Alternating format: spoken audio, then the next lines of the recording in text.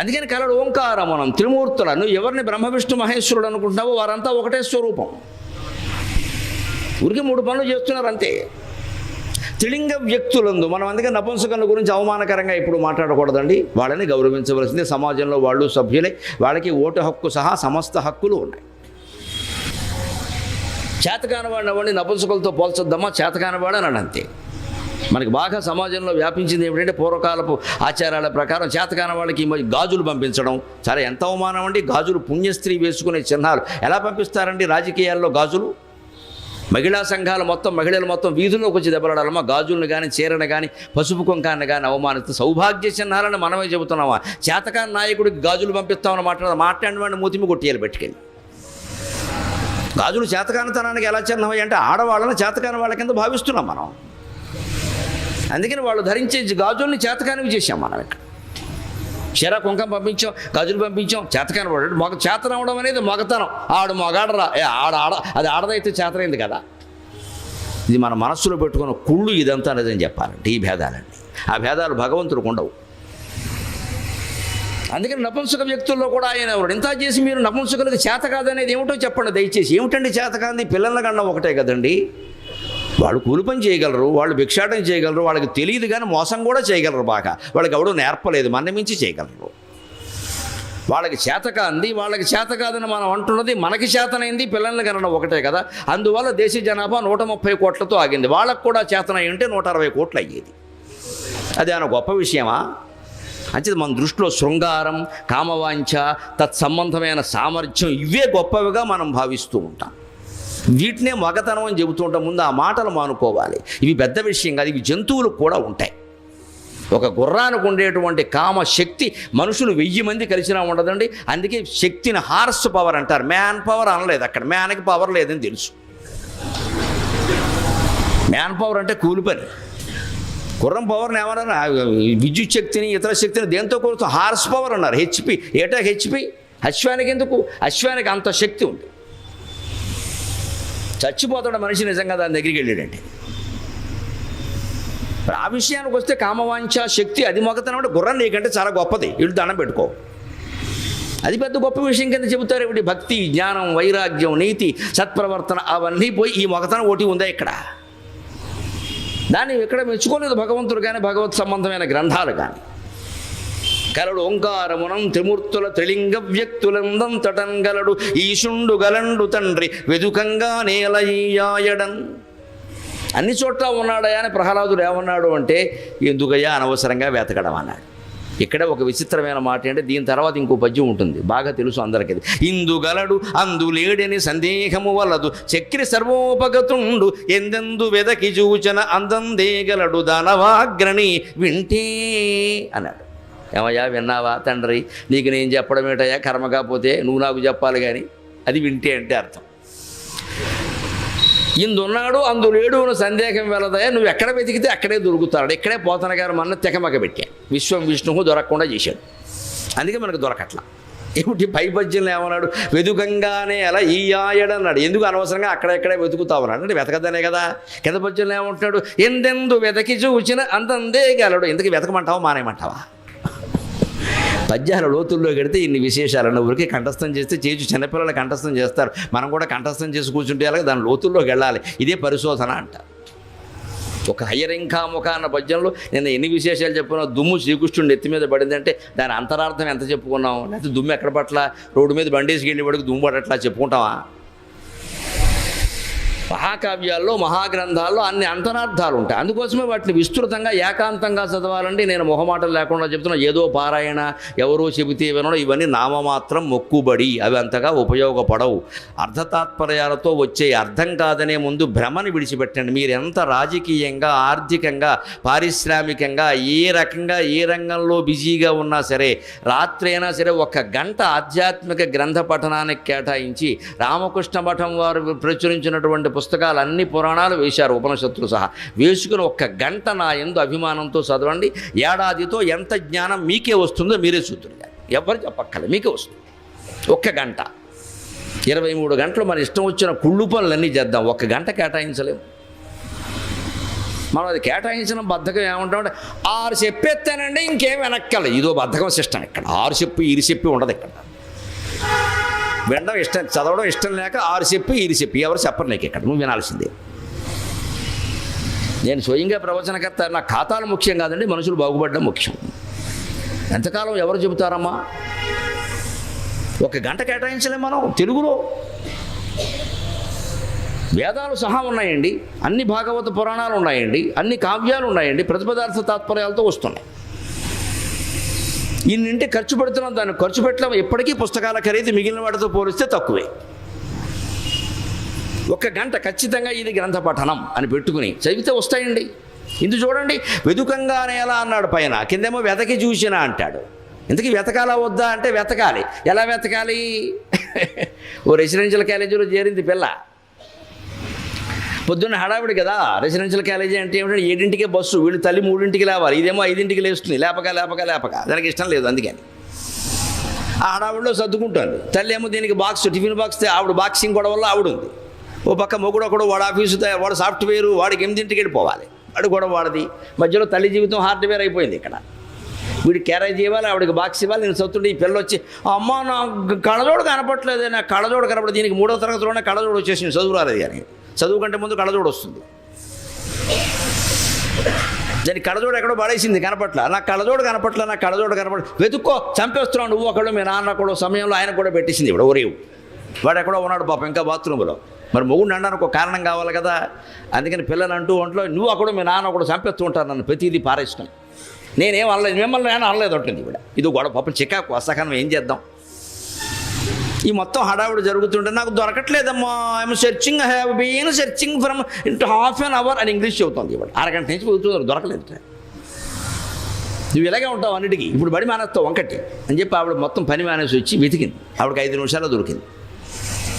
ఇదిగో కళ్ళజోడు అది. వెంటనే పాపం పిల్లంది, అమ్మా నేను గంట నుంచి వెతుకుతుంటే దొరకలేదు, నీకు 5 నిమిషాలు ఎలా దొరికింది అంటే, అమ్మా నువ్వు కళ్ళజోడు అనుకుని వెతికావమ్మా, నేను 1000 రూపాయల బడ్జెట్ అనుకుని వెతికానమ్మా, తేడా అదే. అదే సరిగ్గా ఉపనిషత్తుల్లో చెబుతారు. భగవంతుడి లక్షణాలు, సృష్టిని భగవంతుడిని కలిపి 5 లక్షణాలు చెబుతారు. అస్థి, భాతి, ప్రియం, రూపం, నామచేత్యంశ పంచకం, ఆద్యత్రయం బ్రహ్మభావం, నామరూపాత్మకం జగతు. 5 లక్షణాలు ఉన్నాయి భగవంతుడికి, సృష్టికి కలిపి. అవేమిటంటే, 1 అస్థి, అది ఉంది. భాతి, అది ప్రకాశిస్తోంది. 3 ప్రియం, అది సంతోషంగా, సుఖంగా, ఆనందంగా ఉంది. 4 రూపం, దానికి ఓ రూపం ఉంది. నామ, ఓ పేరు ఉంది. ఇవన్నీ కలిపి ఇందులో ఆద్యత్రయం బ్రహ్మభావం. మొదటి 3 పరమాత్మ లక్షణాలు, అస్థి, భాతి, ప్రియం. నామరూపాత్మకం జగత్తు, జగత్తుకుండేవి 2 లక్షణాలు, 1 రూపం, 2 పేరు. రూపము పేరు లేకపోతే జగత్తు లేదు. అందుకే ఈ మొదటి 3 ఏమిటి సరిగ్గా మనకు చూడండి. అస్థి అంటే ఉన్నది సత్, భాతి ప్రకాశిస్తోంది చిత్, ప్రియం అదే ఆనందం, సచ్చిదానందం. భగవంతుడి లక్షణాలు అంటే సచ్చిదానందం. జగత్తు లక్షణం ఏమిటంటే అది సత్తు కాదు, చిత్తు కాదు, ఆనందము కాదు. జగత్తు ఖచ్చితంగా ఎప్పుడూ ఒకేలా ఉందని చెప్పలేము, నిత్యం మారిపోతుంది. కాబట్టి సత్ అనడానికి లేదు. మనం పడుకున్నప్పుడు మనకి ఈ జగత్తు లేనట్టే లెక్క. ఇంకొడుకుంటే మనకున్నట్టు కాదు, మన వరకు లేనట్టే లెక్క. జగత్తు లేకుండా ఎలా బతుకుతున్నాం? ఇంత ప్రేమిస్తున్నామే ఈ ప్రపంచాన్ని, ఈ బంధాలని, ఈ భార్యని, ఈ భర్తని, ఈ పిల్లల్ని ఇంత ప్రేమిస్తున్నామే, వీళ్ళని మర్చిపోయి మనం ఎలా పడుకోగలుగుతున్నామండి? అసలు ఆ పడక, ఆ నిద్ర, ఆ ఆనందం ఈ మొత్తం జీవితం కంటే గొప్పదా కాదా? ఒక క్షణంలో తేలిపోయింది అది గొప్పదని. లేకపోతే నిద్ర మానేసి కూర్చో. చివరికి నేను అంటున్నాను మరోలో అనుకోవద్దు. ఆ ఉదాహరణ అయితే బాగా అర్థమవుతుంది. కొడుకుని కోల్పోయి విపరీతంగా దుఃఖిస్తున్న తల్లి కూడా ప్రాణం విసిగి నీరసం వచ్చి పడుకుంటే ఆ నిద్రలో ఆవిడకి ఏమైనా కొడుకు గుర్తున్నాడా? ఆనందం పొందిందా లేదా? నిద్ర ఆనందం. ఆవిడ మళ్ళీ బయటికి రాగానే ఏమిటో ఇంత కొడుకుని కోల్పోయి దిక్కుమాలి నిద్రమ్మ అని మళ్ళీ ఏడుపుమాలెట్టి. నువ్వు నిద్రలో ఉన్నప్పుడు కొడుకు విషయం గుర్తులేదే, వాడు ప్రమాదంలో చనిపోయాడు, అక్కడ మెలకు రాగానే ఏడుస్తున్నావు. అంచేత ఆ నిద్ర ఈ దుఃఖాలకి సుఖాలకి అతీతమైంది అని అర్థం కావట్లేదా? అందుకని అస్థి, భాతి, ప్రియం స్థితిలో ఎప్పుడూ బ్రహ్మ భగవద్భావన అది. అలా ఉంటాడు మనిషి. నామరూపాత్మక రూపం పెట్టుకోవడం వల్ల, ఒక పేరు పెట్టడం వల్లే మనకు అర్థం కావట్లేదు విషయం. అందుకని ఉన్న పేర్లన్నీ ఆయనవేనండి. అది అనేది ఆయన పేరండి, తత్. అందుకే సంస్కృతంలో వ్యాకరణం అర్థమైతే వేదాంతం అర్థం అవుతుంది. సంస్కృతంలో తత్ అనే శబ్దాన్ని 3 లింగాల్లో చెబుతారు. ఏ శబ్దాన్ని ఒక లింగంలో చెప్పిందని ఇంకో లింగంలో చెప్పరు. రామశబ్దం అంటే రామహ రామో రామాహ రామం రామో రామాన్ రామేణ రామాభ్యాం రామై పుంలింగం. సీతాశబ్దం ఉంది, ఆకారాంత స్త్రీలింగ, సీతాశబ్ద సీతాదేవి సీతాసి దే సీతా హే సీతే హే సీతే హే సీతా సీతాంసి దే సీతా అని ఆకారాంతంగా చెబుతారు. స్త్రీలింగమే చెబుతారు. సీతాదేవి పుల్లింగం ఎలా అవుతుందండి? పుస్తకం అనే శబ్దం ఉంది సంస్కృతంలో. పుస్తకం ఒక ఆకారాంత నపుంసకలింగ, పుస్తకం శబ్ద పుస్తక శబ్ద, పుస్తకం పుస్తకే పుస్తకాన్ని, హే పుస్తకే హే పుస్తకే హే పుస్తకాన్ని, పుస్తకం పుస్తకే పుస్తకాన్ని అని నపుంసకలింగంలో చెబుతారు. పుస్తకాన్ని పుల్లింగంలో చెప్పరు, రాముడిని స్త్రీలింగంలో చెప్పరు, సీతని పుల్లింగంలో కానీ నపుంసకలింగంలో కానీ చెప్పరు. కానీ అందరికీ వర్తించేటువంటి తద్ అనేటువంటి శబ్దాన్ని 3 లింగాల్లో చెబుతారు. దకారాంత పుల్లింగ తబ్జద్ధ సహ తౌతేతం తౌతాంతేన తాభ్యాం తైః తస్మై తాభ్యాం తేభ్యః తస్మాత్ తాభ్యాం తేభ్యః తస్య తయోస్తేషాం తస్మిన్ తయోస్తేషు అని పుల్లింగంలో చెబుతారు 7 విభక్తులు పెట్టి. అదే తచ్చబ్దాన్ని స్త్రీలింగంలో చెబుతారు. దకారాంత స్త్రీలింగ తచ్చబ్ద ఆమె, ఇందాక అతడు, ఇప్పుడు ఆమె. సా తేతాహ తాం తేతాహ తయా తాభ్యాం తాభిః తస్యై తాభ్యాం తాభ్యః తస్యాహ తాభ్యాం తాభ్యః తస్యాస్తయోస్తాసాం తస్యాం తయోస్తాసు అని స్త్రీలింగంలో చెబుతారు. మళ్ళీ పుస్తకం దాని బదులు తత్ దకారాంతగా నపుంసకలింగ తచ్చబ్ద, అతడు కాదు ఆమె కాదు, అది పుస్తకం కదా, మరి నపుంసకలింగం కదా. తత్తేతాని తేన తాభ్యాం తైః తస్మై తాభ్యాం తేభ్యః తస్మాత్ తాభ్యాం తేభ్యః తస్య తయోస్తేషాం తస్మిన్ తయోస్తేషు అని నపుంసకలింగంలో చెబుతారు. ఒక్క తచ్చబ్దానికి 3 లింగాలు ఎందుకు ఉన్నాయండి? తచ్చబ్ద స్వరూపుడైన భగవంతుడే పురుషులుగాను స్త్రీలుగాను నపుంసకులుగాను కూడా ఉన్నాడు, అందుకే ఉన్నాయి. అనగానే ఇచ్చేవాడు కాదు, పూర్వం ఉద్యోగాలు కాదు కదా, ఆస్తులే కదా. పొలం సర్లే 50 సర్లే, మట్టి ఎంత అనేవాడు. మెట్ట 10 అండి, పల్లం 40 అంటే పిల్లని ఇచ్చేవారు. మెట్ట 40 అండి, పల్లం 10 అంటే లాభం లేదు అనేవారు. ఎందుకంటే మెట్టలో పండదు, మరి వర్షాధారం భూమి, వర్షం కురవాలి పండాలి, మెట్టకి నీళ్ళు ఎక్కవు. అందుకని ఈ మెట్ట వాళ్ళు ఏం చెప్పేవారు? మెట్ట వేదాంతం ఏంటి? మాకు ఉందగానండి, అసలు అది మేము పట్టించుకోకపోవడం లేదు, పండదు కాబట్టి. ఇది మెట్ట వేదాంతం అంటే అర్థం. పట్టించుకోపోవడం ఏంటి? పండదు కాబట్టి. పండితే పట్టించుకోవా? ఇది మెట్ట వేదాంతం అన్నమాట. అందుకు వచ్చింది. జాతీయాల వెనక్కి వెడితేనంటే జాతి చరిత్ర మొత్తం వస్తుంది, అద్భుతంగా ఉంటుంది. అసలు మెట్ట వేదాంతం అంటే ఏమిటంటే ఇది. మెట్ట భూమి ఉన్నవాడు ఆ అవసరం లేని వేదాంతం మాట్లాడతాడు. ఎలాగూ పండదు కాబట్టి అది మాకు పెద్ద లెక్కలేదు లేదని దాన్ని పట్టించుకో ఉందని కదా చెప్తున్నావు కదా. నీకు ఎంత ఉందంటే దాన్ని కలుపుతున్నావా? మళ్ళీ తర్వాత పండుతుందా పండదా అంటే పట్టించుకోమంటావు. మరి కలిపేదంటే కూడా తీసేయచ్చు కదా, దస్తావేజులో తీయడు, అది ఉంచుతాడు. నేను గొప్ప చెప్పుకోవాలి కదా. మరి వెనకడికొకటికి నీకు ఎంత పొలం ఉందా అంటే 101 అన్నట్టు. ఎక్కడ ఉందంటే మా మేనమావది ఉందా, నాది 1 అన్నట్టు. అదే మేనమావది ఇందులో కలిపేస్తావా? పోయి పెంచండ్రైనా కాదు, వాడు పోతే ఏమైనా వస్తుందేమో, వాడికి పిల్లలు లేకపోతే మేనమావదట. మా మేనమావది ఉందా, నాది 1 మొత్తం నేడు. ఇంకేం మరి మొత్తం గవర్నమెంట్ పొలాలు కూడా కలిపి. ఈ మెట్ట వేదాంతం రాకుండా, ఆ స్థితి రాకుండా ఏం చెప్పేవారు అంటే తర్కం నేర్పేవారు, వ్యాకరణం నేర్పేవారు. అంచేతనే ఈ కుర్రాడు తండ్రి ద్వారా నేర్చుకున్నాడు కాబట్టి అంతే సూక్ష్మ దృష్టి ఒక్కోసారి తండ్రికి లేనిది కొడుకుంటుందండి.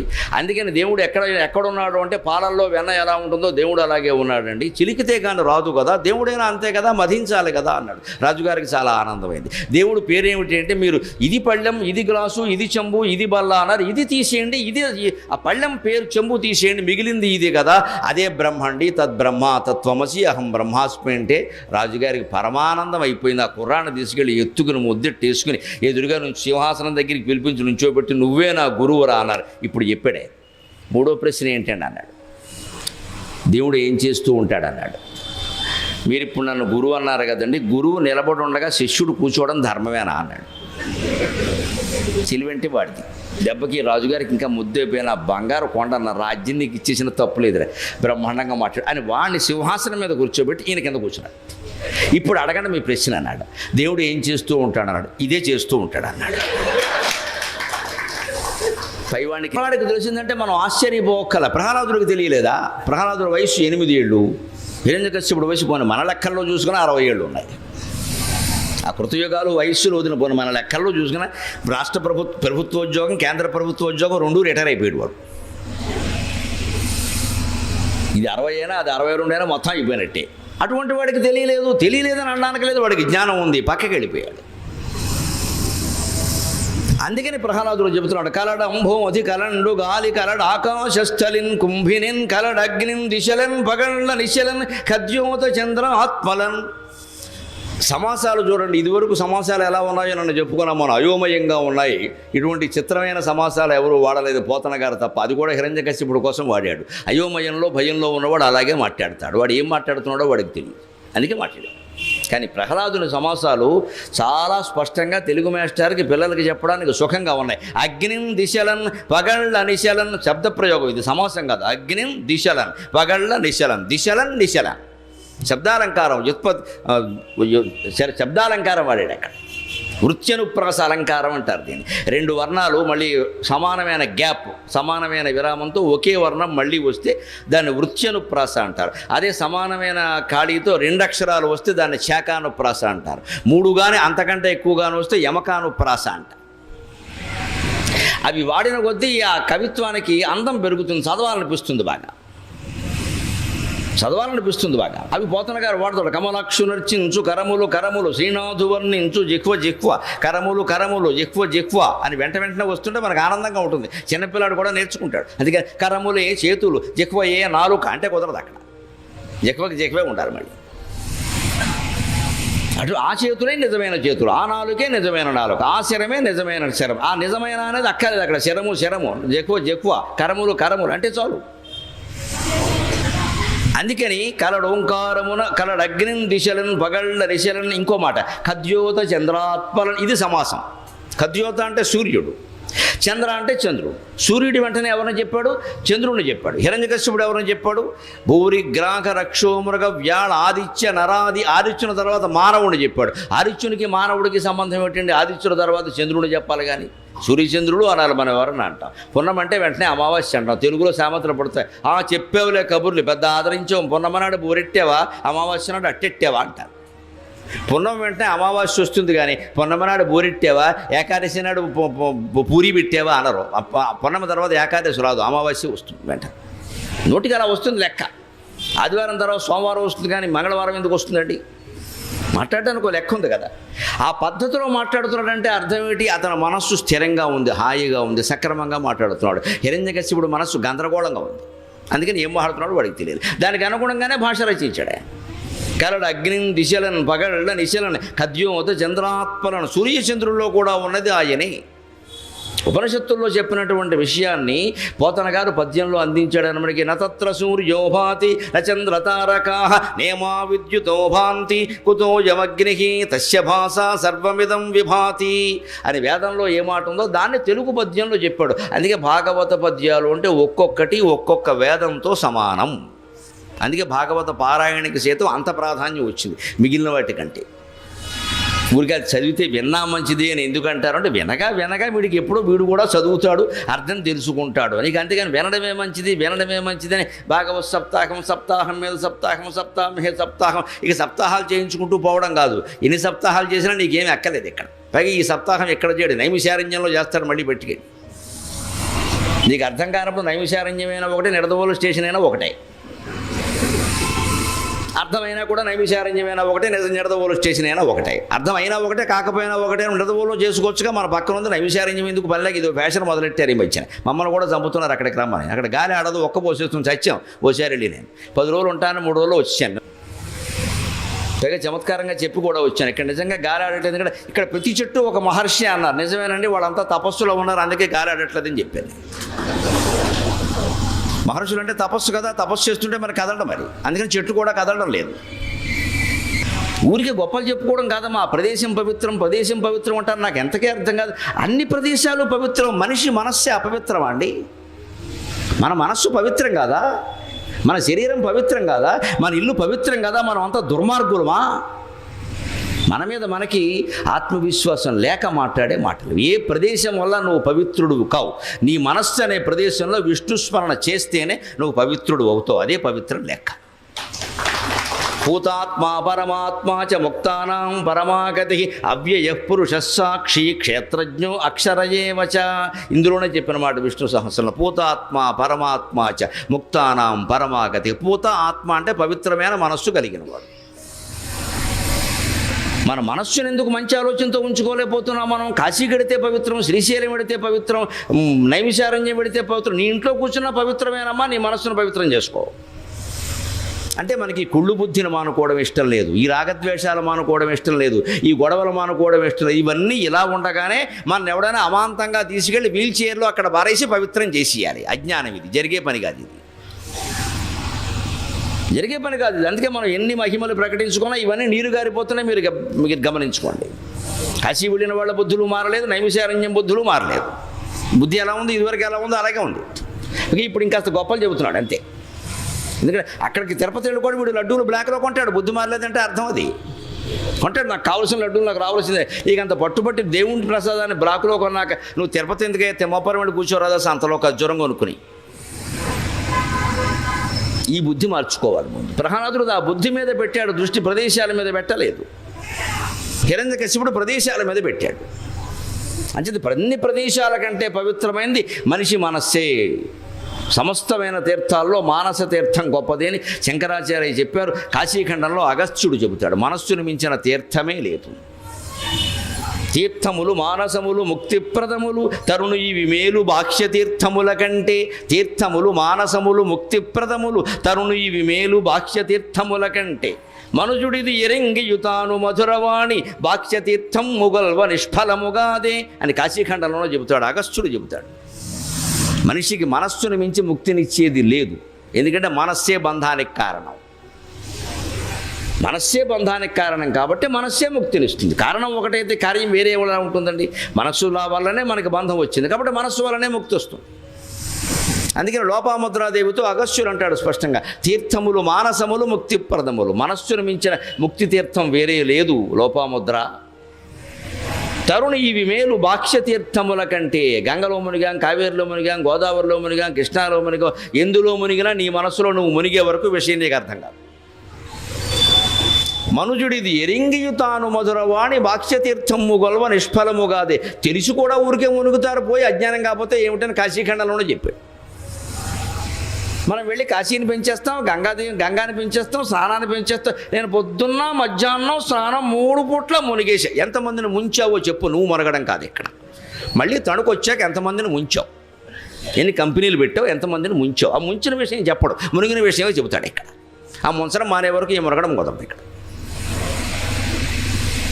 పైగా ఆ మునగడం వల్ల ఈ ముంచిన పాపం పోయిందంటాడు. ఇది మరీ అజ్ఞానం. అలా పోదెక్కడ. ఎందుకంటే మనకు అది ఇష్టం, అలా ఉండాలి. మనం ఏం చేసినా కూడా కాపాడేవాడు ఉండాలి. కానీ ఇలా చెయ్యి అలా చెయ్యి అంటే అలాగే మేము చెయ్యం. మేము ఇలాగే ఉంటాం, మీరు మమ్మల్ని కాపాడండి, కాపాడే ఉపాయం చెప్పండి. అది సాధ్యం కాదండి ఎవరికి. కలడంబోధి కలండు గాలి కలడు అగ్నిని దిశలను బగళ్ళ రిశలను ఖద్యోత చంద్రాత్మల కలడు ఓంకారమును. ఒక్క ఓంకారంలోనే భగవత్ సృష్టి మొత్తం ఉందండి. ఓంకారం ఎలా ఏర్పడింది? అకారం, ఉకారం, మకారం. అకారం సృష్టి ప్రారంభం అంటారు, ఉకారం సృష్టి కొనసాగించడం అంటారు, మకారం సృష్టి మూసేయడం అంటారు, సంహారం అంటారు. ఎలాగ అకారం అజుడు బ్రహ్మ అన్నారు, ఉకారం ఉపేంద్రుడు విష్ణువు అన్నారు, మకారం మహేశ్వరుడు అన్నారు. అంతవరకు వెళ్ళక్కల. ఆ ఊ మా అనే 3 అక్షరాలు మీ నోటితో మీరు ఉచ్చరించండి. సృష్టి ప్రారంభమైంది, కొనసాగుతోంది, ముగిసిందని తెలిసిపోతుంది. ఎందుకంటే ఆ నోరు తెరిచాం, అదే సృష్టి ప్రారంభం. ఆ అనడానికి ఏమీ శ్రమ పడక్కల్లా, నాలుగు కదపక్కల్లా, పళ్ళు కదపక్కల్లా, ఏ నోట్లో ముఖంలో ఏ భాగాలు కదపట్ల. ఊరికే నోరు తెరిచి ఆ అండమే. చిన్నపిల్లాడు మొద్ద కోసం నోరు తెరిచినట్టే ఆ, అదే సృష్టి మొదలైంది. ఊ అనాలంటే ఏం చేయాలండి? ఊ కొంచెం మూతి ముందుకు సాగాలమ్మ, అదే ఉపేంద్రుడు, అది కొనసాగాలి, కంటిన్యూయింగ్. అకారంతో అలాగే ఉండే ఊ పలకలేవు. ఆ అలా పలకచ్చు, కానీ ఊ అనాలంటే మొదలు ఊ అనాలి, కొంచెం ముందుకు సాగింది, అదే కంటిన్యూషన్. మూసేసావు, అయిపోయింది. ఇది ఓంకారం. ఆ ప్లస్ ఊ కలిపితే ఓ, ఓకి మకారం కలిపితే ఓం. ఒక్క ఓం అనే అక్షరంలో సృష్టి ప్రారంభం, సృష్టి కొనసాగడం, సృష్టి మూసేయడం మొత్తం చెప్పినటువంటి ఓంకారాన్ని కంటే భగవత్ స్వరూపమైన అక్షరం ఉంటుందా? అందుకే ఇంకేదో నమశివాయ నమో నారాయణ నీ ఇష్టం చేసుకోలేదమ్మా అని ఒక్క ఓంకారం చాలు. ఆవిడ బిస్కెట్ వేసింది అక్కడ. నేను మీ క్యాసెట్లు వింటూ పడుకున్నానండి, మీరు నా కల్లోకి వచ్చారండి. ఫోన్లే అమ్మ, ఇక్కడ మా ఆవిడ లేదు, నేను తణుకులో ఉన్నాను, నేను గొడవ లేదు. ఈ మాట ఆవిడ వింటే నాకు ఫుడ్ పోయేదన్నాను నేను. ఆవిడ కల్లోకి నేను వచ్చినా, నా కల్లోకి ఆవిడ వచ్చినా, మీ కల్లోకి ఎవరు వచ్చినా, ఎవరి కల్లోకి ఎవరు వచ్చినా అవన్నీ పడుకున్న జీవుడు ధరించిన రూపాలు. వారెవరూ మన కల్లోకి రాలేదు. అందుకే కళల ఫలితాల గురించి ఆలోచించడం మూర్ఖత్వం, వెంటనే వదిలేయాలి.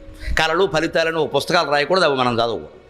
తెల్లరకట్టు వస్తే ఓ ఫలితం, రాత్రి వస్తే ఓ ఫలితం, శుక్రవారం వస్తే, ఇవన్నీ గుడ్డి నమ్మకాలే. కళకి ఫలితమే ఉండదు. కళ నిజం కాదు, దానికి ఫలితం ఏంటండి? అర్థం లేని మాట. ఆ రూపాలన్నీ మనమే ధరించాం, కానీ కళను విశ్లేషణ చేయాలి. వెంటనే కళ రాగానే లేవండి, మంచినీళ్ళు తాగండి, కూర్చోండి, వెంటనే వీలైతే పక్క రూమ్లోకి వెళ్ళిపోండి, పక్క వాళ్ళకి ఇబ్బంది కలగదుగా ఒక కాగితం తీసుకోండి, వచ్చిన కళ వచ్చినట్టు రాసేయండి. పెద్ద కథ తయారవుతుంది, స్క్రీన్ ప్లే, ఓ సినిమా పెట్టి తీయచ్చు. అప్పుడు ఇందులో సన్నివేశాలు ఎలా జరిగాయి, ఇందులో ఈ పాత్రలన్నీ ఎవరు ధరించారని ఆలోచించాడు. ఖచ్చితంగా ఎవరు పడుకున్నారో వారే ధరించారు. ఈ జీవుడే అన్ని రూపాలు ధరించాడు. అన్నీ మనస్సే. ఆత్మ సాక్షిగా చూస్తుంటే మనస్సు మన కళను సృష్టించింది. అలాగే శ్రీమన్నారాయణమూర్తి సాక్షిగా చూస్తుంటే జగన్మాయ ఈ సృష్టిని సృష్టించింది. ఇదే సృష్టి రహస్యం. ఇది వ్యష్టి, అది సమష్టి. ఒక్క దెబ్బలో తెలుపు. మనం పడుకుని ఉండగా, మనం మంచమే పడుకున్నామండి, ఆయన సముద్రంలో పడుకున్నాం. ఎక్కడైతే ఆయన మంచం అది. మనం 7x7, ఆయన మొత్తం ఆదిశేషుడు 1000x1000. ఏదైనా మంచమే. ఇంకా మనమేనయ్యా మనకి నిద్ర పట్టింది, ఆయనకి పాములు పడక నిద్ర పట్టదు. మనం మంచమే పడుకున్నాం, ఆయన ఆదిశేషుడి మీద పడుకున్నాడు. మన జీవితంలో మనం ఒక కళ కన్నాం, ఆయన ఒక కళ కన్నాడు. అది విశ్వం అనే కళ, మనది మన కళ. ఈ మన కళలో పాత్రలన్నీ మనమే ధరించినట్టే ఈ విశ్వంలో పాత్రలన్నీ ఆయనే ధరించాడు. అంచేత విశ్వం విష్ణువు. ఈ భావన ఎప్పటికీ ఉండాలి. ఇప్పుడు కూర్చొని చెబుతున్నప్పుడు నాకు ఉంటుంది, మీకు ఉంటుంది. ఎన్నాళ్ళ బట్టి అర్థం లేదు, ఒక్క దెబ్బలో చేశారు. గరికిపాటివారు లేచాక దులిపారు, నువ్వు దులిపావు, అయిపోయింది మొత్తం. మళ్ళీ ఇంటికి వెళ్ళగానే కోళ్ళు, అత్తగారో మామగారో, ఆ తోడలుడు ఎవడో నచ్చలేదు అనుకోండి, వీడు ఇంతే, ఆ పెంపకమే అంతా, మళ్ళీ అవతలకి వెళ్ళిపోయింది వ్యవహారం. అలా పెంపకం కూడా విష్ణువే కదా, ఆ కోళ్ళ కూడా విష్ణువే కదా, ఆ తోడళ్ళు కూడా విష్ణువే కదా, ఆ కుక్క కూడా విష్ణువే కదా, ఎందుకు తిడుతున్నావు? ఇదే బుద్ధి. వింటున్నప్పుడు బాగానే ఉంటుంది, దీన్ని పురాణ వైరాగ్యం అంటారు. పురాణం వింటున్నప్పుడు అంతా జ్ఞానుడే, శంకరాచార్య ఎవడికి సరిపోవడం ఇందులో. మరి ఇంటికి వెళ్ళగానే అంతా వంకరాచార్యే. అందుకని మరి ఎందుకు అవుతుందో కూడా గమనించండి దయచేసి. విశ్లేషణ. మనకి ఇష్టం లేదు సమస్యది. ఈ జ్ఞానంలో ఉండడం మనకి ఇష్టం లేదు. ఈ పట్టించుకున్న తేనె, బంక, జిగురు, ఆమదం ఉందే, దాన్ని వదలడం మనకి ఇష్టం లేదు. ఈ భార్య పిల్లలు కావాలి, ఈ భర్త కావాలి, ఈ బంధాలు కావాలి, ఈ డబ్బులు కావాలి, ఈ వైభవాలు కావాలి, ఈ బంగారం కావాలి, ఈ ధనకనక వస్తు వాహనాలు కావాలి అని మనస్సు పిచ్చి తపన పడుతుంది. అవి పడుతున్నంతకాలం దేవుడు దొరకడు.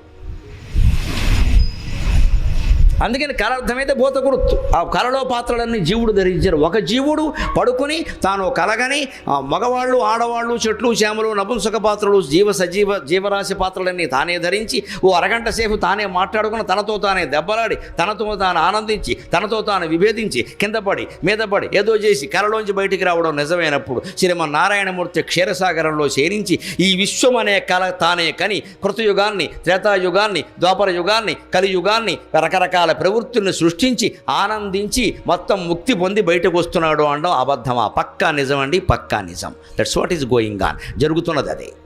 పరమాత్ముడు కన్న కలలు ప్రపంచములు, నిద్రలోన కన్న కళ నిక్కముగాదు గదా తలంపగన్ అని సాగర ఘోష కావ్యంలో రాశారు.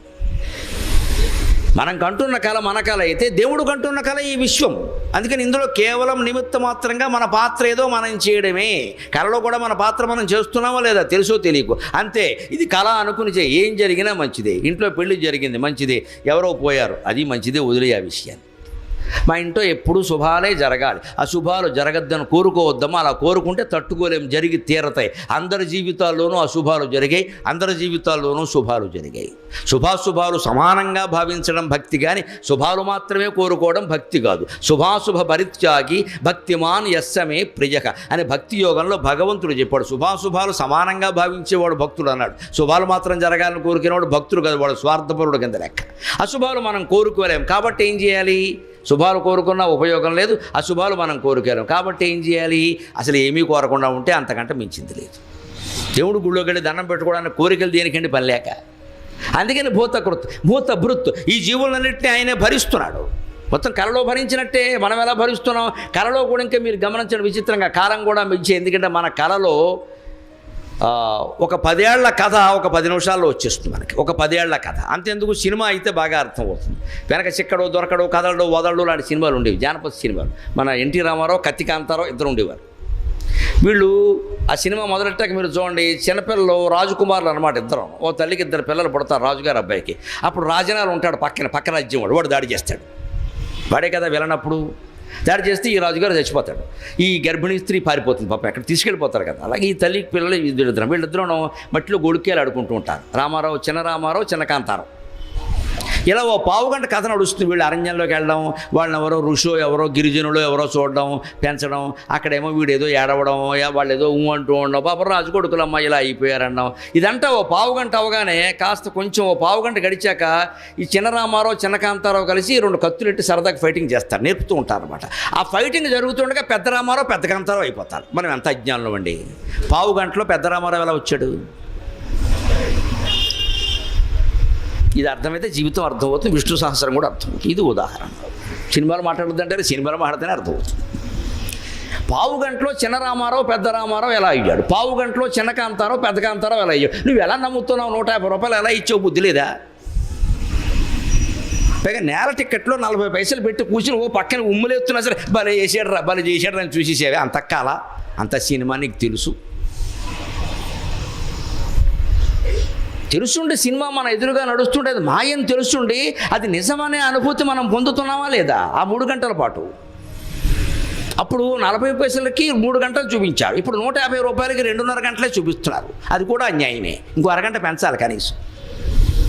ఇప్పుడు సమయం తగ్గింది, డబ్బులు పెరిగాయి, మధ్యలో పాప్కార్న్ ఒకటి మనకు 150 రూపాయలు, అదో డబ్బా. హైదరాబాద్లో అది కూడా పడుతున్నాం మేము. మల్టీప్లెక్స్ పాప్కార్న్ అంటే తెలుగులో పాప కారణం, మన పాపాలకు అదే కారణం. వీడు కూర్చుని తింటూ ఉంటాడు ఇంతలా అయ్యేలాగా.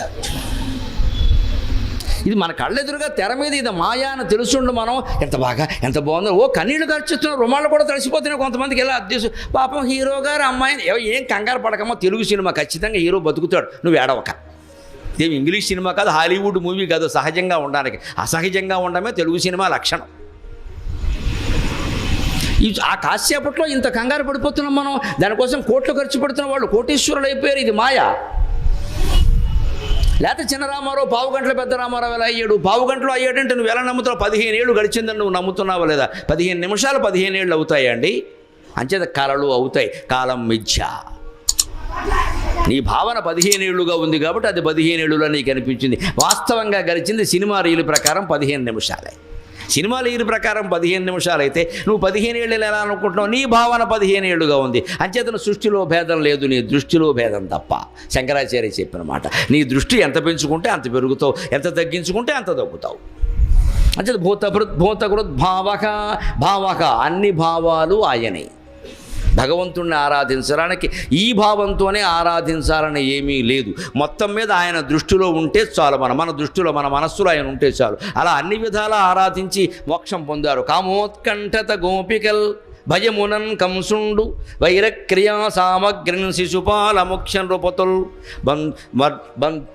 వైరక్రియా సామగ్రిన్ శిశుపాల ముఖ్యం రూపతుల్ సంబంధులై వృష్ణులున్ ప్రేమన్ మీరలు భక్తినేము ఇది చక్రిన్ గంటిమి ఉద్దామధ్యాన గరిష్ఠుడైన హరిబంధన్ వచ్చుధాత్రీశ్వర. ఎట్లయినా ఉద్దామధ్యాన గరిష్ఠుడైన హరిబంధన్ వచ్చుధాత్రీశ్వర. గోపికలు కామవాంఛతోనే శ్రీకృష్ణుడిని ప్రేమించారండి, సందేహమేం లేదు. ఎందుకంటే వాళ్ళు పూర్వజన్మలో ఋషులు, మామూలు వాడు కాదు, వాడు శరభంగాది మహర్షులు. రాముణ్ణి చూసి వ్యామోహంలో పడ్డారు. వాడు అందాల రాముడు, అందువలన దేవుడు. కృష్ణుడి కంటే కూడా అందమైన వాడు రాముడు. అందున క్షత్రియ కళ, ఆ కళ వేరు. దాన్ని చూసి ఋషులు వ్యామోహంలో పడ్డారు. స్త్రీలు కాదు, పురుషులు కాదు, ఋషులు వ్యామోహంలో పడ్డారు. అంత అందమైన వాడు రాముడు. రాముడు ఊరికే ఓ చిరునవ్వు నవ్వు ఊరుకున్నాడు. ఈ జన్మకి ఏకపత్ని వ్రతం అండి, సీతాదేవికి రిజర్వ్ చేసాం సీటు. ఇది ఎస్సీ నియోజకవర్గం, ఇంకోటి పోటీ చేయడానికి వీల్లేదంటే ఇది. అంటే సీతాదేవికి రిజర్వ్ చేసేసాం, వచ్చే జన్మలో చూసుకుందాం ఈ సంగతి నా సంగతి అన్నాడు. చూసుకున్నాడు హాయిగా. వాళ్ళే 16,000 గోపికలు, క్షత్రియ గంజులైనా గోపికలైనా అంతా వాళ్ళే. వాళ్ళ జన్మాంతర కాంక్ష అలా ఉండడం వల్ల వాళ్ళు అదే దృష్టితో ఉన్నారు కృష్ణుడు పట్ల. కృష్ణుడు స్పష్టంగా చెప్పాడు, మీరు అందరూ నన్ను చేసుకుంటారని నాకు ఎలా కుదురుతుంది వ్యవహారం? గ్యాస్ బండలు కావాలి, ఆధార్ కార్డు కావాలి, దాన్ని పాన్ కార్డుకి జత చేయాలి, నాన్న గొడవ పెట్టారు ఇక్కడ మోడీ గారు. ఎందుకు వచ్చిన గొడవ అన్నాడు ఆయన. అబ్బాయి అవన్నీ మేమే చూసుకుంటాం, నువ్వు అలా కూర్చోమన్నాడు. అలా చూసుకుంటామంటే మనం కూడా చేసుకోవచ్చు, 5-6 పెళ్ళిళ్ళు. చూసుకోరు కాబట్టి చేసుకోలేదు అని మనం ఇంతప్పుడు అడుగుతాడు. ఏకాదశి అధ్యాయంలో 8 మందితో కాపురం చేస్తున్నావా, ఎలా చేస్తున్నావు అన్నాడు. నేను చేయడం ఏంటి, వాళ్ళే చేస్తున్నారు అన్నాడు ఆయన. అది శ్రీకృష్ణుడు జవాబు. పైగా ఉద్ధవా, నువ్వు కూడా నిశ్చింతగా ఉండాలంటే ఓ పని చేయవయ్యా జీవితంలో అన్నాడు. ఏమిటో తెలుసా?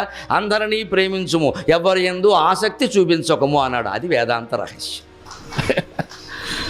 అది వేదాంత రహస్యం. మనం అక్కడే దెబ్బతింటాం.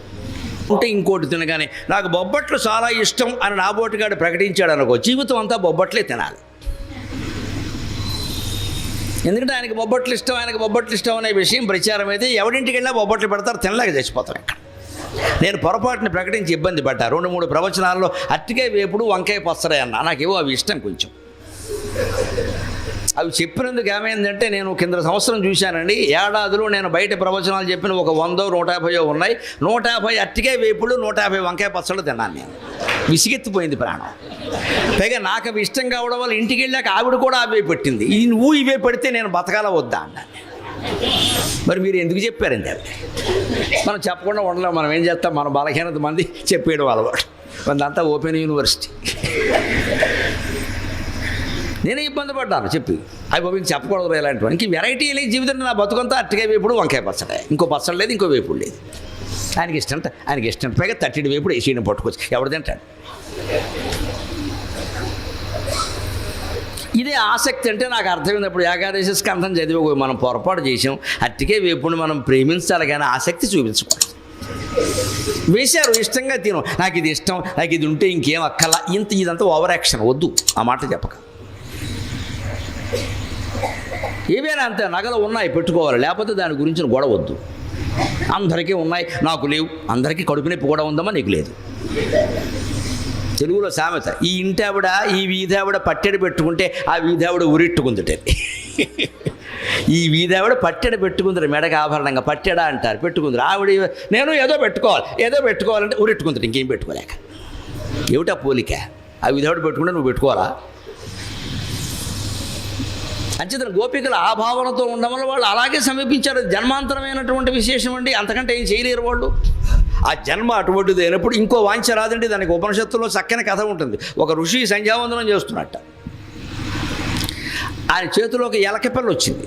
సంధ్యావందనం చేస్తే సాధారణంగా చేపపిల్ల వస్తుంది. ఎందుకు ఎలకపిల్ల వచ్చింది? ఆయన గ్రహస్థితి అలా ఉంది. ఆవిడ ఎలకపిల్ల వస్తే ఆయన చూసి జాలేసింది. పాపం కోపం వస్తుంది సాధారణంగా, రాలేదు, జాలేసింది. చూసి ఏమిటో ఎలకపిల్ల వచ్చింది అని ఆయనకు ఒక చిత్రమైన ఆలోచన వచ్చింది. కాస్త తపస్సులు అప్పటికి యోగ సిద్ధులు ఉన్నాయి ఆయన దగ్గర, అవి ఏవో ప్రదర్శించాలి, ఇది గొడవ ఇది. అందుకే నీకు చూసుకుని, ఫోన్లే, నాకు పెళ్ళి లేదు, ఏమీ లేదు, పిల్లలు అసలే లేరు, ఈ ఎలకపిల్లని పెంచుకుందాం అని. ఎలకపిల్లని ఎలా పెంచుకుంటామని తన తపశ్శక్తి అంతా ఉపయోగించి ఈ ఎలక వెంటనే ఓ చిన్న పిల్లగా మారాలి, 3 ఏళ్ళ అమ్మాయిగా అనుకున్నాడు. ఎందుకంటే మళ్ళీ పాలు ఇవ్వడం కష్టం కదా, అందుకని 3 years పెట్టేది గేట్, గొడవలు అక్కడ పాలు ఇవ్వక్కలేదు. వెంటనే ఆ ఋషి సంకల్పం వల్ల ఆ అమ్మాయి 3 ఏళ్ళ అమ్మాయిగా మారిపోయింది. దానికి ఏదో ఎలకశ్రీ అని పేరెట్టి, పేరుకే ఉంది ఏదో పెట్టి ఆ పిల్ల ఇంటికి తీసుకెళ్ళి అక్కడ ఋష్యాశ్రమంలో కూడా మిగిలిన వాళ్ళు ఎవరో ఉన్నవాళ్ళు చూసి అవి పిల్ల బాగుందని చక్కగా పెంచారు. ఆ అమ్మాయి అలాగా నెమ్మదిగా 14-15 ఏళ్ళు పెరిగింది. ఈ ఋషిగారు చూసి, నేను ఎలాగైనా అమ్మాయి చేయగలిగాను, ఎంత గొప్ప విషయం, భలే పనిచేసింది సిద్ధి అనుకున్నాడు. తర్వాత అమ్మాయి యుక్త వయస్సుకు వచ్చాక, అమ్మాయి నీకు పెళ్లి చేయాలి కదా, చేస్తే నాకు బాధ్యత అయిపోతుంది, అందుకని నీకెవరు వరుడు కావాలో చెప్పు, నిన్ను ఎలకని నేను మనిషిని చేశాను, నువ్వు తలుచుకుంటే నువ్వు కోరుకుంటే ఎవరినైనా తీసుకురాగలను నేను అంటే. ఆ అమ్మాయి ఉంది, నాన్నగారు అదేమిటి, మీరే చెప్పారు కదా ఎలకని మనిషిని చేశారు నన్ను, నా బాగోగులు మీకు తెలియవా, నాకు ఎవరు తేవాలో నేను చెప్పాలా, మీ ఇష్టం అండి, మీరు ఎవరినంటే వారిని చేసుకుంటాను. ఆయన సంతోషించారు. ఇంక పిల్లలు అలా అంటే తల్లిదండ్రులకు పరమానందంగా ఉంటుంది ఈ రోజుల్లో. అందుకని ఆయన వెంటనే, మా అమ్మాయి నాకు పూర్తి స్వేచ్ఛ ఇచ్చింది కదా అని పైకి చూశాడు. అంతే, సూర్యుడు కనపడ్డాడు. వెంటనే, సూర్యుని తీసుకురామంటావా, అమిత తేజోవంతుడు అన్నాడు. వెంటనే అమ్మాయి ఉంది, సూర్యుడు చాలా గొప్పవాడే నాన్నగారు, కానీ ఓ మబ్బడ్డ వచ్చిందనుకోండి, సూర్యుడు కనపడ్డావు, సూర్యుడి కంటే మబ్బే గొప్పది కదా, సూర్యుడిని ఆపేయగలుగుతుంది. దీని ఆలోచన అలా ఉంది. సూర్యుడిని ఆపేయగలుగుతుంది మేఘం, మబ్బు, సూర్యుడి కంటే మబ్బే గొప్పది కదా అంటే ఆయన ఆశ్చర్యపోయి, సరే పోన్లే, మబ్బు అంటున్నావు కదా, మబ్బు అంటే నీకు ఇష్టమా, మేఘం అంటే, మేఘాలన్నిటికీ అధిపతి ఇంద్రుడు, పోనీ మేఘనాథుడైన వాడు ఇంద్రుడు, ఆయన దమ్మంటావా అన్నట్ట. ఆ మబ్బుదేముందండి, మబ్బు గాలేస్తే మబ్బులు చెదిరిపోతాయి కదా, గాలే బలమైంది కదా మబ్బులకి మేఘాల కంటే. దాని ఆలోచన విచిత్రంగా ఉంది. అది మేఘాల కంటే గాలి బలమైంది కదండి, గాలి వీస్తే మేఘాలు చెదిరిపోతున్నాయి కదా, ఓహో అలాగా, అయితే వాయుదేవుడు బలవంతుడు కదా, పోనీ వాయుదేవుడిని తెమ్మంటావా అన్నట్ట. వాయుదేవుంది నాన్నగారు, గట్టిగా పర్వతం అడ్డొచ్చిందంటే వాయువు ఆగిపోతుందండి, వాయువు కంటే పర్వతం గొప్పది కదా అంటే. పోనీ హిమవత్ పర్వతం ఖాళీగా ఉంది, వాడికి విసుగొచ్చింది, నీకు సంబంధాలు చూడలేక అప్పుడే. అందుకని విసర్గ చివరికి అన్నాడు, పోనీ పర్వతం గొప్పది అంటున్నావు కదా, పర్వతం చాలా గొప్పది కదా, హిమవత్ పర్వతం ఖాళీగా ఉంది, పోనీ హిమవత్ పర్వతానికి ఇచ్చి నిన్ను పెళ్లి చేయాలంటే పర్వతం గొప్పతనం ఏముందండి, ఒక 100 ఎలకలు కలిస్తే పర్వతానికి సైతం 100 కన్నాలు చేస్తున్నాయి కదా అన్నట్టు. వెంటనే ఈయనకి జ్ఞానోదయమై దీని ఎలక బుద్ధి పోలేదురా ఎంత చేసినా సరే అని చెప్పి వెంటనే దాన్ని ఎలక కింద మార్చి తీసుకెళ్ళి కన్నంలో వదిలేసాడు. అంతే మాంగళ్యందందునానేన మమ జీవన హేతునా కంటే భద్రామయ్యలకేత్వం జీవ శరదాం శతం అన్నాడు ఆయన. సంత వదిలిపోయింది అన్నాడు. ఇదే జన్మాంతర సంస్కారం అంటే. ఆ బుద్ధి మారదు, అది మనం ఎంత ప్రయత్నించినా ఒకటి. అంతే దాని ఎలక బుద్ధి. లేకపోతే దానికి సూర్యుడు కంటే, వాయుదేవుడు కంటే, ఇంద్రుడు కంటే, పర్వతం కంటే ఎలక గొప్పది అనిపించిన దాని జాతకమేది, దాని బుద్ధి అది. ఆ ఎలక జన్మలో ఉండేది పొందవలసినవి కొన్ని ఉన్నాయి. ఈ ఋషి ఏం చేశాడు, యోగసిద్ధుల కారణంగా ఆ జన్మ తప్పిద్దామని చూశాడు. అది తప్పిస్తే కుదరదు, విధి విలాసం అది మళ్ళీ ఎలక అయిపోవలసిందే. ఈయనకి శని ఎప్పుడు వదిలిపోయిందంటే దాని ఎలక్కనలో బారేసాక వదిలిపోయింది. అందుకే ఏ భావంతో మనం ఉంటామో ఆ భావమే వచ్చే జన్మకు కూడా కారణమైపోతుంది. అందుకే అభావ స్థితి, భావాతీత ధ్యానం అంటారు. దాన్ని అభ్యాసం చేయాలి. ఏ భావము లేకుండా ముందు ఒక నామం మీద మనం ఏకాగ్రంగా మనస్సును పెడితే తర్వాత ఆ నామాన్ని కూడా తీసేయచ్చు. దాన్ని నిర్వికల్ప ధ్యానం అంటారు, భావాతీత ధ్యానం అంటారు. అనేక రకాల ధ్యానాలు చేసామనుకోండి, కాసేపు అది కాసేపు ఇదిను, అవన్నీ మనస్సులో పేరుకుంటే మళ్ళీ ఎక్కువ తక్కువలు పోలికలు కూడా వచ్చేస్తాయి. శివుడు గొప్పవాడా, రాముడు గొప్పవాడా, ఇంతకాలం చేసినా ఏమీ మంచి జరగలేదంటే నమశివాయ వల్ల ఉపయోగం, నమశివాయ వల్ల ఉపయోగం లేకపోతే నమో నారాయణ వల్ల కూడా ఉపయోగం ఏముండదు. దీనివల్ల ఉంటే దానివల్ల అంచేది గోపికల ఆభావంతో సేవించిన కంసుడు భయంతో సేవించాడు నిరంతరం. తిరుగుచు కుడుచుచు లేచుచు అరుగుచు కూర్చొనుచు లేచుచు అనవరతంబున్ హరి తలచి జగమా హరిమయముగచు కంసుడు ఆరని అలుకన్. తింటున్నా సరే, కూర్చున్నా సరే, లేస్తున్నా సరే, ఏ పని చేస్తున్నా సరే కృష్ణుడు చంపేస్తాడేమో అనే భావనతో కంసుడు ఉండడం వల్ల అతనికి 9 ఏళ్ల వయసులో ఉన్న కృష్ణుడు ఆయన సంహరించి మోక్షం ఇచ్చాడు కంసుడికి. ఎందుకంటే ఆయన కోరుకొని చేసింది నిరంతర ధ్యానం, కృష్ణ ధ్యానం. శత్రుభావంతోనైనా భగవంతుడిని ధ్యానిస్తే చాలు, ఏం పర్వాలేదు. తిట్టినా పర్వాలా, కొట్టినా పర్వాలా, ప్రేమించినా పర్వాలా, ఏం చేసినా ఆయన్నే. అంచేత భగవంతుడికి పవిత్రం అపవిత్రం అనేవి ఉండవు. ధర్మము అధర్మము, కోరిక అకామం, క్రోధం అక్రోధం ఉండవు. నీ మనస్సు ఆయన మీద ఉంటే చాలు, నువ్వేం చేసినా మంచిదే. రామదాసే ఉదాహరణ. వచ్చి ఎన్న కొంశ తిలక అని మర్యాదగా చాలాసేపు పాడాడు. ఒళ్ళు మండిపోయింది దెబ్బలు కొడుతుంటే. అందుకని హారాల లెక్కంతా మొత్తం చిట్టా చెప్పాడు, ఇన్కమ్ ట్యాక్స్ లెక్కలు చెప్పాడు మొత్తం. లక్ష్మణునకు జయిస్తి పత్సాల పతకము, ఆ పతకమునకు బట్టి 10,000 వరాగాలు. సీతమ్మకు జయిస్తి చింతాకు పతకము, ఆ పతకమునకు బట్టి 10,000 వరాగాలు. ఎవడబ్బా సొమ్మని కులుకూచు తిరిగేవు అని ఒళ్ళు మండి అన్నాడు.